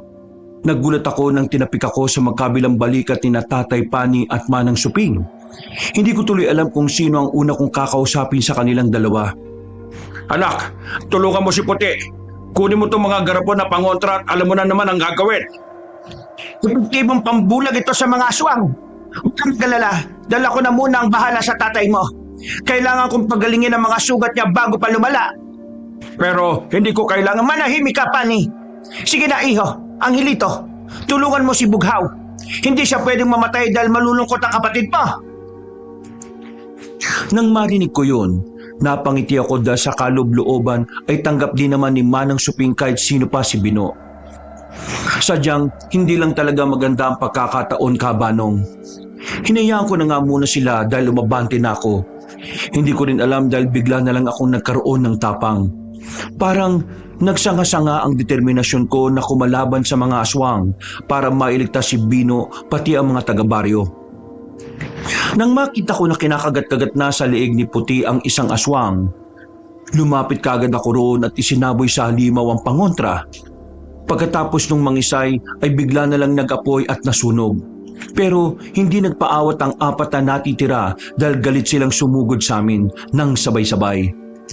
Tumakbo ako para magtago sa puno. Si Puti naman ay umikot at kaagad sinunggaban sa likuran ng isa pa. Tinumbok niya kagad ang ulo kaya sinaboy ko kagad doon ang pangontra hanggang sa mag-apoy na rin yon. Pero hindi ko inaasahan ang nangyari. Mula sa magkabila kong gilid ay sabay na umatake sa akin ang 2 aswang. Pag-atras ko ay nabitiwan ko ang bag ni Tatay kung saan nakalagay ang mga garapong pangontra. Sakto pa na natalisod ako sa isang ugat dahil sa madilim na paligid. Dumausos ako pababa hanggang sa mapunta sa gilid ng sapa. Pagtayo ko ay nasa harapan ko na pala ang isang aswang. Kinalmot ako nito at ramdam na ramdam ko na parang napunit ang pisngi ko. Mabuti na lang ay laging to the rescue si Puti sa akin. Dinamba niya sa likod ang aswang pero may isa pang sumunod at pinagkakakalmot din siya. Nang makita ko yon, kahit nasasaktan ako ng husto, ay dali-dali akong tumayo. Hindi ko na rin alam kung anong mangyayari sa paligid, Kabanong. Kumupaka pa lang ako sa gilid ng sapa ng kung ano-ano hanggang sa may mahawakan akong solid na bato. Pinagpupupok ko ng salitan ng mga aswang hanggang sa parang nadurog ko na nga yata ang mga ulo nito. Tumigil lang ako nang marinig ang mahinang pag-ingit ni Puti. Nang tumingin ako sa bandang kaliwa, nakita ko siya na nakadapa, duguan at nanghihina. Dali-dali akong lumapit at binuhat siya. Tumatagas-tagas pa nga sa kamay ko ang mga dugo galing sa malalalim niyang sugat. Napuruhan talaga siya ng gusto mula sa aswang kanina. "Puti, lumaban ka!" Pinilit pa nga na gumalaw ng aso. Aawatin ko sana pero parang nagmatigas to kaya sinundan ko na lang. Hanggang sa makita kong kinaroroonan nila Tatay Pani at Manang Suping. Sa unahan nila ay pasugod ang aswang at di nila ito namamalayan dahil abala sila pareho. Ginagamot kasi na matandang babae ang tatay ko at talagang nakafocus sila roon. Huli naman akong tatakbo pa ako. Alam kong di na ako aabot kaya sumigaw na lang ako para magbabala sa kanila. Pero saka ko lang namalayan na nasa likuran na ng aswang si Puti. Bago pa makatalo ng halimaw ay sinunggaban na siya ng aso. Nagpagulong-gulong sila pababa, papunta sa madilim na bahagi ng kuweba. Nagulat lang at natigilan sina Tatay Pani at Manang Suping. Ako man din ay natulala kaabanong. Bago tumakbo palapit doon. Ayos lang ba kayo, Tay, Manang? Oo anak, si Puti. Puntahan mo si Puti. Gamitin mo yung lampara sa luma kong supot. Opo. Bumaba ako dala ng lampara habang patuloy na pinakikinggan ng ingay ng aso at aswang na naglalaban. Pagdating sa may kalalimang parte ng kuweba, nakita ko ang mga dugo. Hanggang sa makita ko na nga rin ang aswang na wala ng buhay. Wasak ang mukha nito. Iginala ko pa ang lampara at nakita ko sa hindi kalayuan ang mga bakas ni Puti na dugo ang kulay. Sa pinakadulo ay naroon siya. Nakadapa at kitang-kita ko sa mga mata niya ang panghihina. Nakita ko na po si Puti! Kinuha ko siya kagad at binitbit pa itaas. Sakto pagdating ko sa bukana ay tapos na si Manang Suping sa pagpapagaling kay tatay. Manang, makakaya niyo po bang pagalingin si Puti? Baka po kumapaano siya eh. Marami nang nasayang na dugo sa kanya. Ayaw ko mang sabihin to pero sa ginawa kong pagpapagaling sa tatay mo, marami na rin ang enerhiyang nawala sa akin. Ilang araw pa ulit bago tuluyang bumalik ang lakas ko sa panggagamot. Matanda na ako, kaya hindi na rin gaano kabilis ang bawi ng lakas ko. Kahit mga halamang gamot lang po, parang awa niyo na. Hindi po pwedeng mamatay si Puti. Mahalaga siya kay Bino. Kaya mahalaga rin po siya sa akin, sa amin ni tatay. Pasensya na ang hilito, pero sa dami ng nawalang dugo sa kanya, kahit ang mga halamang gamot ko ay wala ring magagawa. Magagamot lang ang sugat pero hindi ang dugong nasayang. Dahil sa mga sinabi niyang yun, ay napayakap ako ng maigpit sa kawawang aso. Dito ko lang din naintindihan kabanong na kaya pala maraming umiiyak sa tuwing namamatayan sila ng alaga. Mahirap pala ang ganoong pakiramdam dahil para ka na rin namatayan ng totoong taong mahal mo sa buhay. Hinimasimas na lang ni tatay ang balikat ko. Pagkatapos ay saka siya tumayo. Manang, iiwan na ho muna namin si Puti sa inyo. May kailangan pa kaming gawin sa baryo. Oo, hindi ko na rin kayo masasamahan kahit gustuhin ko man. Sa dami ng nawala sa aking enerhiya. Siguradong hindi rin ako makakatulong sa inyo. Salamat po sa pagpapagaling sa akin. Sa kabila ng katigasan ng ulo ko, hindi niyo pa rin pala kami pinabayaan ng mga anak ko. Lagi lang kayong nakamasid. Kaya pala madalas maraming pagkakataon na parang nararamdaman ko ang presensya niyo sa paligid. Tama nga ako na nakamasid ka lang sa amin. Kahit naiinis ako sa ginawa mong desisyon, hindi ko naman kayo pababayaan. Pangako ko yon sa lola pa rin mo, ang matalik kong kaibigan. Salamat ho ng marami. Kayo na ho ang bahala kay Puti. Oo, ako na muna ang bahala kay Puti. Gagawin ko ang makakaya ko para mailigtas siya. Sige na, umalis na kayo. Pero kunin mo ito. Meron ho kayo niyan. Bakit niyo binibigay sa akin ng kwintas ng batik na hiyas ng mga manggagamot? Narinig ko to noon kay Lolo at Lola. Ang kapangyarihan nito ay matindi na kayang gumamot ng kahit anong sakit. Matagal kong hinanap yan.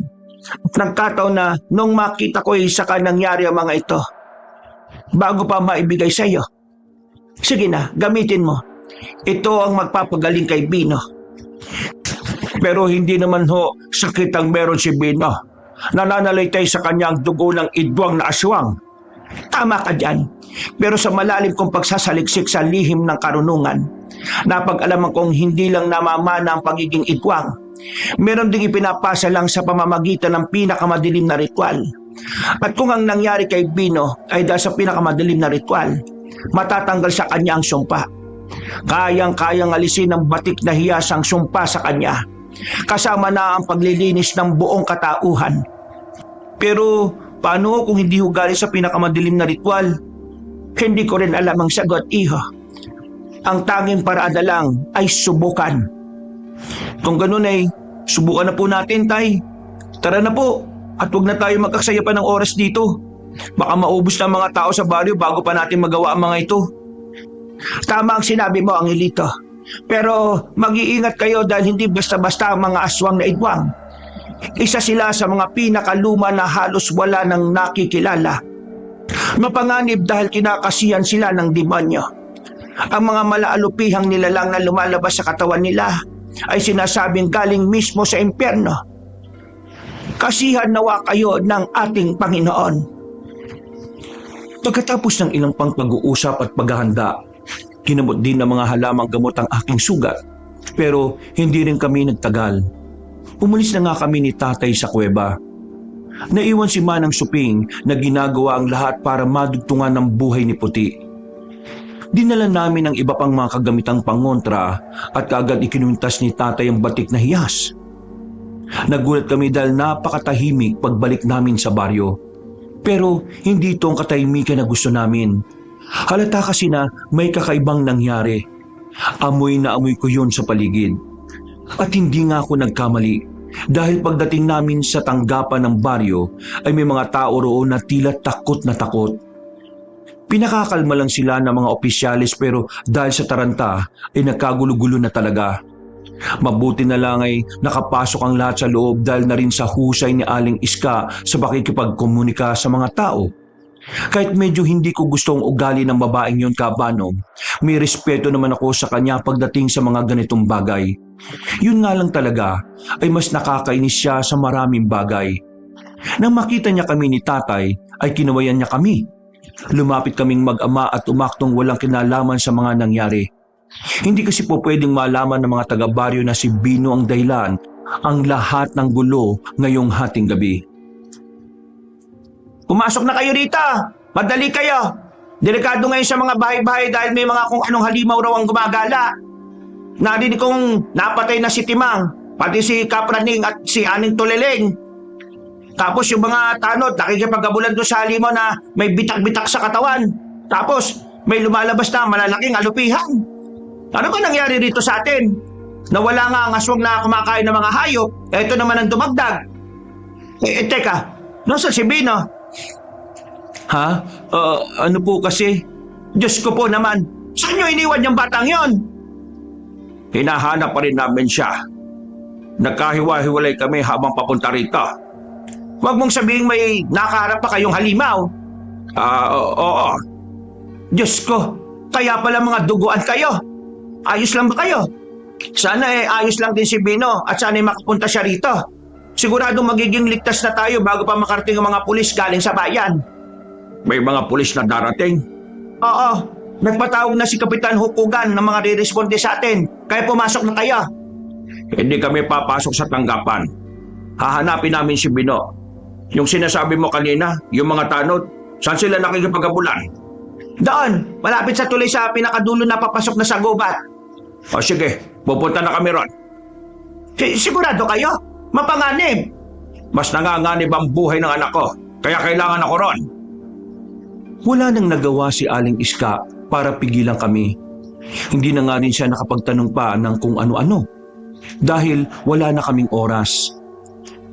Tumakbo na kagad kami ni Tatay sa bandang tulay sa pinakadulo papasok sa gubat. Habang papalapit kami roon ng papalapit ay mas naririnig ko ang mga ingay. Mga alulong na mga aso, sigawan, nabulaho na ibon at kung ano-ano pa. Habang pinagmamasdan ko si Tatay, kahit kalmadong mukha niya, alam kong kinakabahan siya. Katulad ko, determinado kami pareho na maligtas ang kapatid ko. Kaya umaasa kami, Kabanong, nagagana ang batik na hiyas. Tinapik ko ang tatay sa balikat sa ngumiti. Sinuklian niya rin ako at mas lalo pa namin binilisan ng pagtakbo. Hanggang sa may makita kaming patrol na tricycle. 3 ang sakay na mga yon na nagsusumigaw sa takot habang nakikipaglaban ng buhay nila sa mga malaalupihang nilalang. Dali-daling lumapit si tatay at sinabuyan ng nakakatakot na halimaw.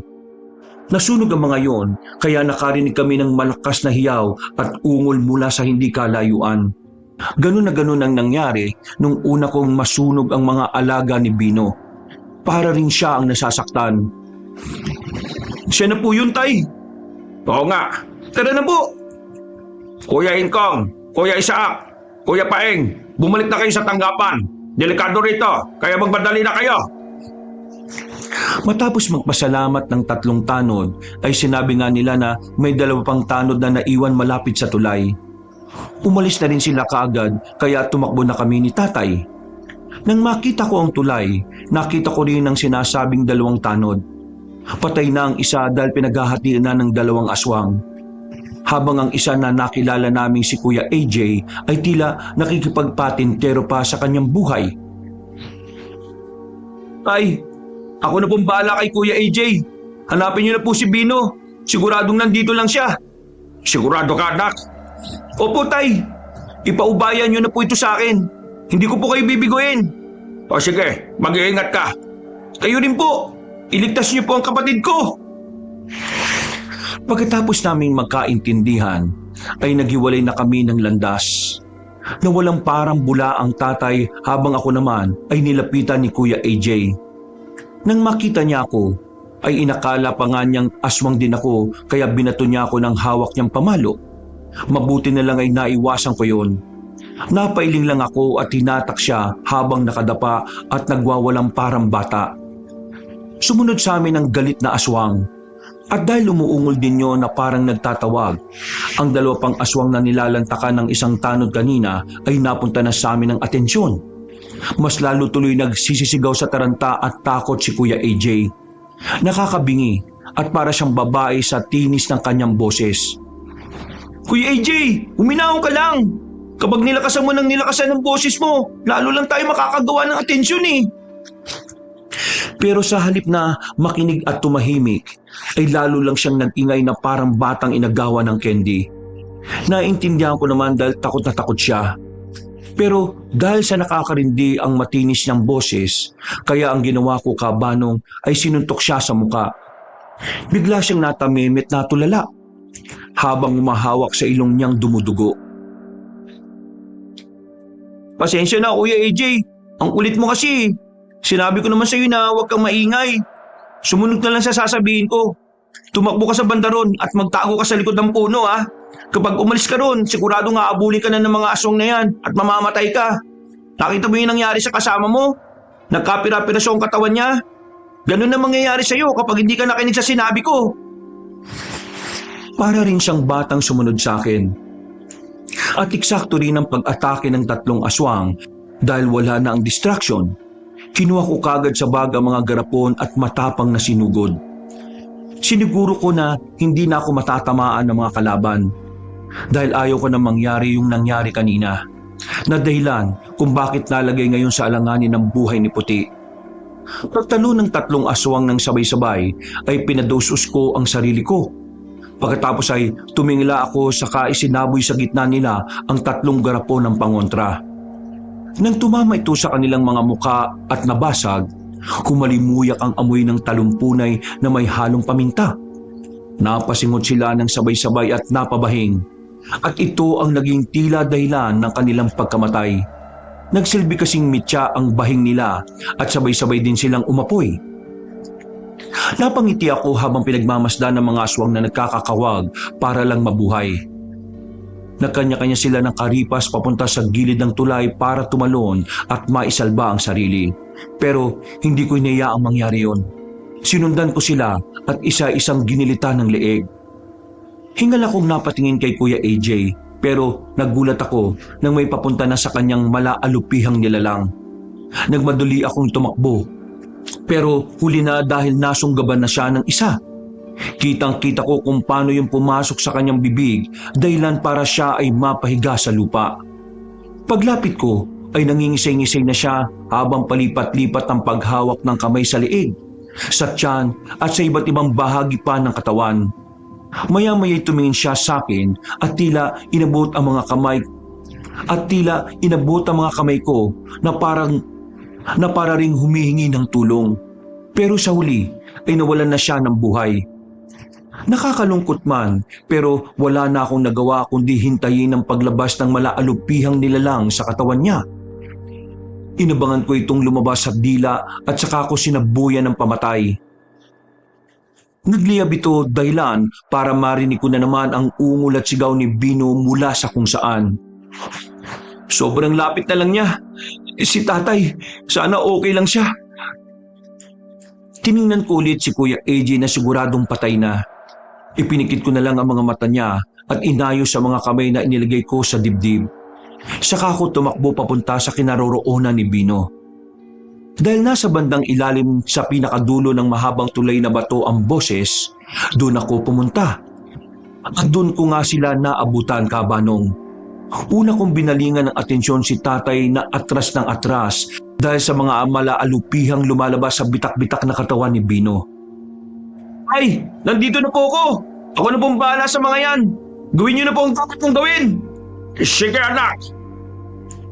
Lumapit kagad ako sa kinaroroonan ni tatay at hinarap ang mga malaalupihang nilalang.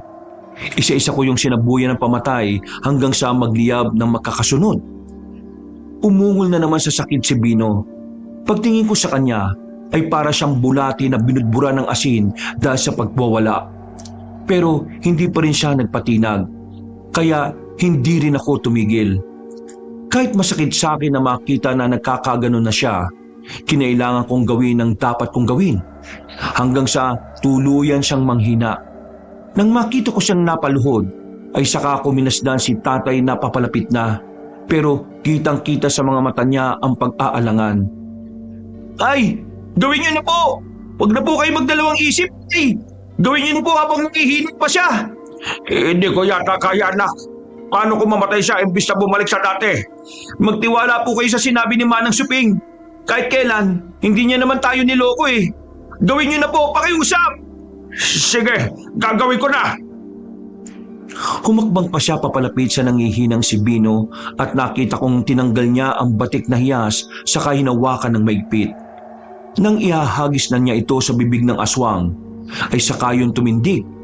Kahit ako man ay nagulat, kaya hindi kagad ako nakapaghanda. Sumuntok si Bino pero naiwasan naman ni tatay. Ang pagkakamali lang ay tumama siya sa isang malaking puno sa gilid ng tulay. Natumba ang tatay at nabitiwan ng batik na hiyas. Dahil dito ay tumakbo ako gamit ang buo kong lakas hanggang sa makuha kong nasabing palamuti. Pero pagbangon ko ay humiyaw na si Bino na ang ibig sabihin ay nagtatawag na siya ng mga kasama pa. Kasunod noon ay isa-isa na rin niyang pinalabas ang mga malaalupihang nilalang sa bitak-bitak ng kanyang katawan. Ibinuhos na rin niya ang lakas niya.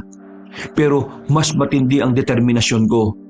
Tumayo ako, pinakiramdaman ng paligid. Hanggang sa maaaninag ko ang mga magkakaparis na namumulang mga mata ng aswang na papalapit na rin sa akin. Pati ang mga malaalupihang aswang ay ganun din ang eksena. Parang bumagal ang takbo ng mundo ko noon, Kabanong. Pero hindi po talaga ako nagpaawat. Naisip ko na lang na kailangan kong mailigtas si Bino, si tatay at ang buong baryo. Habang papalapit ako sa kanya, ay naramdaman ko ang pagkapit ng mga malaalupihang nilalang sa katawan ko, pati ang pagkalmot ng isang aswang sa bandang likuran. Tinis ko ang mga yon hanggang sa makalapit ako ng husto kay Bino. Pero nang inaakala kong abot kamay ko na ang tagumpay, nagkamali ako. Bigla niya akong hinawakan sa liig. Humihingal siya. Dinig na dinig ko yon pati ang nabubulok na amoy ng kanyang hininga. Habang ang mga alupihang nilalang ay nilulukob ang buo kong katawan. Hinigpitan ko ang hawak sa biyak na hiyas. Hindi ako mapapatay na... Ibalik mo ang kapatid ko, halimaw ka! Palayain mo siya sa sumpa! Ha! Akin ang katawang ito. Ako ang magwawagi. Katulad ng sinabi ko, mamamatay kayong lahat ngayon dito sa baryo. Hindi! Pagkasabi kong yun, ay pinilit kong igalaw ang kaliwang kamay ko hanggang sa kinagat na niya ito at naputol. Nilunok niya yon ng walang nguya-nguya habang ako ay hiyaw ng hiyaw sa sakit. Halos panawan talaga ako ng malay. Nanlabo na nga ang mga mata ko at nararamdaman ko nang papasok na sa bibig ko ang malaalupihang nilalang habang sakal-sakal niya pa rin ako. Pero sa isang iglap ay bigla siyang bumitaw. Nahulog ako at napahandusay.